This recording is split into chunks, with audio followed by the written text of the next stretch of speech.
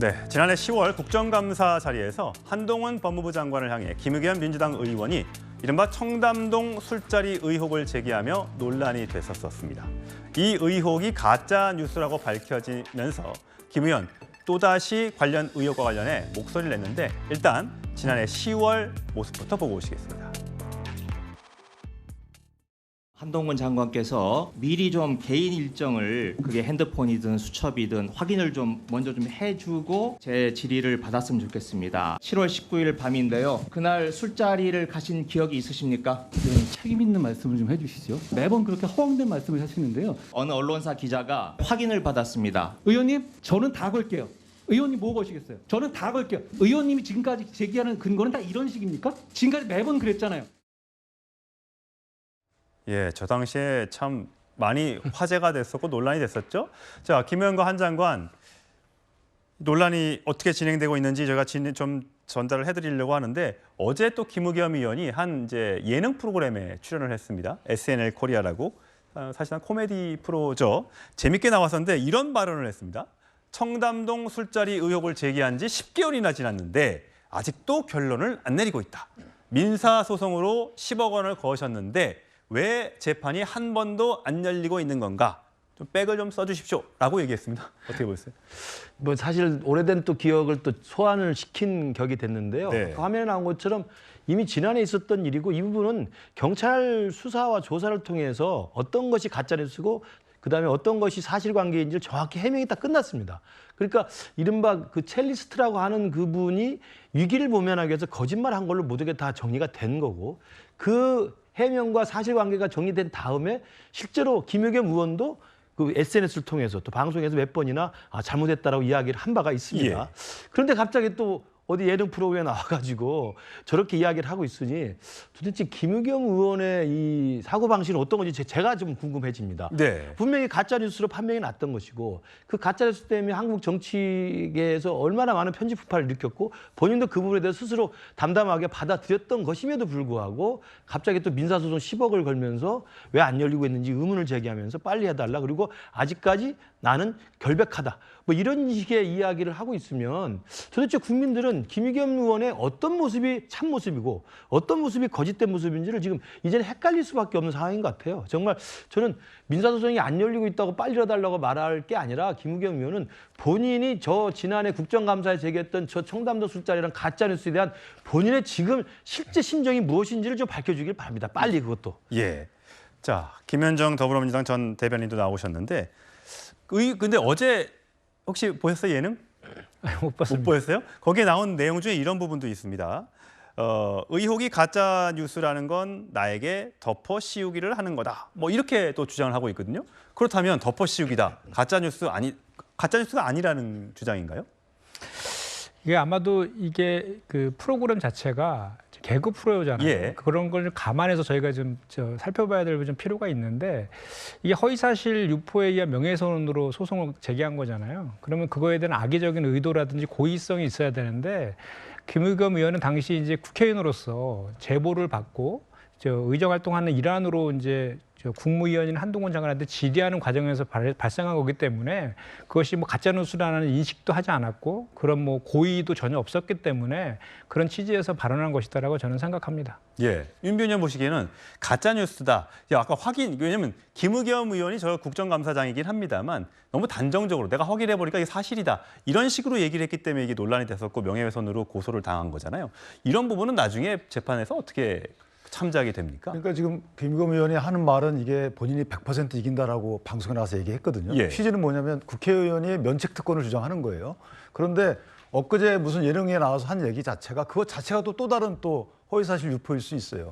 뭐 덮어씌우기다라고 하는 것은 그것이 사실에 따라 또 다른 새로운 주장이잖아요. 그런 의미가 하나 있는 것이고 또 하나는 이게 국회의원의 면책 특권은 이제 허위사실임을 명확히 알고도 얘기하게 되면 면책 특권의 대상이 안 됩니다. 근데 그 당시 보면은 사실 이제 한동훈 장관한테 거의 확신에 찬 말을 하는 거였고, 예. 그다음에 윤석열 대통령이 언제 왔다라고 또 단정적으로 얘기를 한단 말이죠. 이런 얘기가 있다는 게 아니고 예. 본인이 마치 경험한 것처럼 얘기를 해요. 저는 이게 본인이 경험하지 않았잖아요. 그렇기 때문에 본인이 경험하지 않은 건 본인이 알고 있었을 테고 그렇다면 허위 사실임을 알면서도 했다라고 볼 여지가 없잖아 있고요. 또 하나는 이분이 그 뒤에 어떤 언론하고 인터뷰에서 보면 당신 왜 팩트 체크 없이 얘기했냐라고 어떤 질문을 하니까 뭐라고 말씀하시냐면 이게 평상시 같으면 내가 그렇게 했을 것이다. 근데 지금은 윤석열 정부가 야당을 탄압하는 시기이기 때문에 그럴 수 없었다라는 취지의 얘기를 해요. 이것도 법원이 만약에 제출되게 되면 이 또한 면책 특권의 범위에 포함되지 않을 가능성이 있다. 네. 그리고 또 다른 것들도 몇 개 있잖아요. 그렇기 때문에 그런 것들을 종합해서 법원이 심사하지 않을까라는 생각을 합니다. 예. 김의겸 의원과 한 장관 청담동 술자리 의혹 제기 이후에도 계속 부딪히며 신경전을 벌여왔습니다. 영상 보시죠. 김의겸 대변인이 저렇게 거짓말을 하고 다니는 거는 그렇게 뉴스도 아니지 않나요? 매번 거짓말하고 매번 들키는데도 민주당의 대변인직을 유지하고 있는 게 더 저는 뉴스라고 생각합니다. 저도 도질게 이야기를 하지 않습니까? 참 김의겸 싸가지 없이 말한다 이렇게 생각들을 할 텐데 한동훈 장관 한마디로 졌습니다. 제가 정말 말싸움 하나는 정말 잘한다. 조선 제일 혀다. 조선 제일 합니다. 거짓말 끊기 어려우시면 좀 줄이시는 것도 좋을 것 같다는 생각이 듭니다. 한동훈 장관이 이번 사건으로 복수의 화신으로 등극을 했다 이렇게 생각을 합니다. 이거야말로 전형적인 깡패 짓이죠. 저는 안경쓴 깡패 못 봤습니다만은 한동훈 장관은 정말 검은 뿔테 안경을 쓴 깡패다. 네, 박원석 전 의원님. 예. 뿔테 안경을 쓴 깡패다. 뭐 이렇게 얘기를 하고 있는데 하여튼 민주당의 입장에서는 야당을 너무 쥐잡듯이 한동훈 장관이 잡고 있다라고 주장을 하고 있습니다. 그러니까 지금 민주당 법사위에서 민주당 법사위원들하고 한동훈 장관하고 충돌이 굉장히 잦은데요. 그러니까 저는 조금 어떤 생각이 드냐면은 이제 이 지켜보는 국민들도 좀 피곤하다 이런 생각이 들어요. 그러니까 민주당 의원들 같은 경우도 정확한 사실에 기초해서 혹은 정확한 논리를 가지고 한동훈 장관에게 이런저런 문제 제기를 한다기보다는 어떻게 보면 사적 감정 같은 것들이 훨씬 더 많이 작용하는 게 아닌가라는 생각이 들고 또 한동훈 장관도 전통적인 국무위원의 모습은 아니잖아요.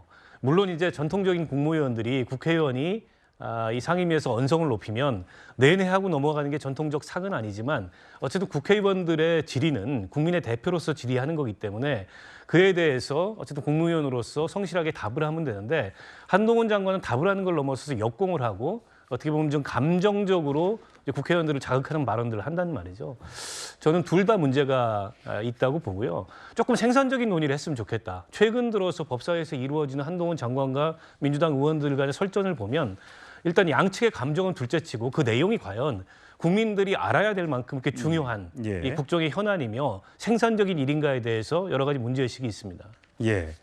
어제 사실 그 SNL 그 프로그램에서 재미있는 장면이 또 하나 있었는데 그건 저 잠시 후에 보시고 그 질문이 왜 나왔는지 먼저 화면 보시겠습니다.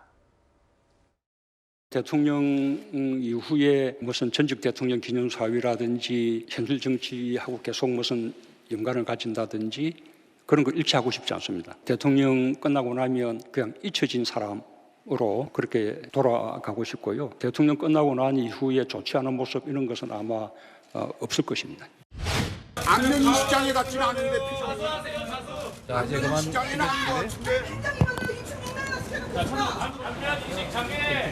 장애는 아닌 것 같은데. 나 못 알아봐. 장애는 아닌 것 같은데.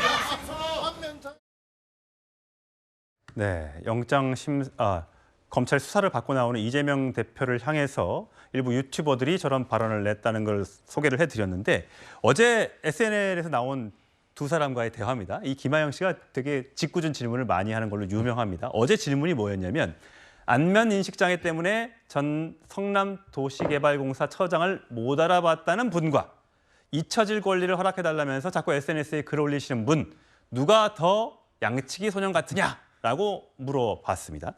물론 뭐 예능이기 때문에 저희가 예능으로 받아들이면 됩니다. 거기에 대해서 답은 너무 어려워서 고를 수 없다. 김현태 대변인은 이게 정확한 답인가요? 만약 본인한테 물어보면 이렇게 대답하시겠어요? 뭐 저도 비슷할 것 같습니다. 네. 왜냐하면 그 양치기 소년이라는 전제는 이게 거짓말이라는 걸 전제로 맞아요. 물어보는 거잖아요. 그런데 이게 두 가지 사례들도 보면 이게 사실이냐 거짓이냐의 문제가 아니라 사실 해석의 문제 아닙니까? 실제로 뭐 두 분의 얘기들은 그렇게 하는 거고 제3자들이 그렇게 해석을 하는 것이기 때문에 저걸 답변을 하기가 상당히 좀 이미 전제 자체가 좀 좀 뭐랄까 이렇게 터무니없다. 그렇기 때문에 저거에 대해서 뭐 너무 어렵고 난해하다, 고를 수 없다 이렇게 얘기한 것 같고요. 저도 뭐 그것은 비슷한 인식을 갖고 있습니다. 예, 저 예능이 참 정치인들의 혼을 쏙 빼놓기로 유명한 코너인데 그래도 이렇게 알려지는 게 좋으신지 정치인들이 저기 자꾸 나가려고 하는 모양입니다.